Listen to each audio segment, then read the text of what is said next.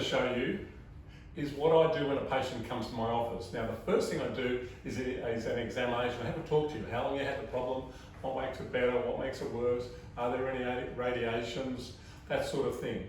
What caused it, all these sort of normal things you do in an examination. But my next step is a postural examination. And I do this because it gives me information about the structure and the balance of your spine. So if we look at the patient here, we can see that she's a little dropped on the left side, she's dropping on the right side.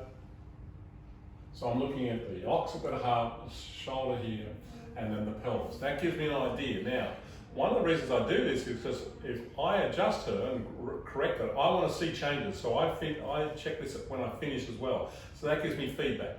Turn around and face me. So I just confirm. Now, interestingly enough, sometimes when I look from the front and the back, I see different things, and that tells me things about what's going on in your skeleton.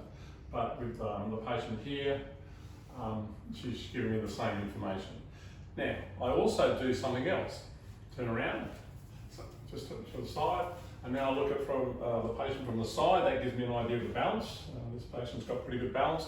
Now, the next thing, the last thing I do, and I do this mainly in athletes, I get bored, and then I stand up and I'm looking for rotation. All right, I want to see that the shoulders are level, and often people will be twisted like that, and the pelvis is twisted like that. So what's happening then is, when you walk straight, because you don't walk over there or over there, you're creating tension in your body all the time. And all these things can be corrected. So that's my first step. I look at the body, I listen to you as a patient, I look at your body and I go, I've got a fairly good idea what's going on already. Okay. So the next thing I'm going to do is put the patient back on the table and we're going to examine it. On your back.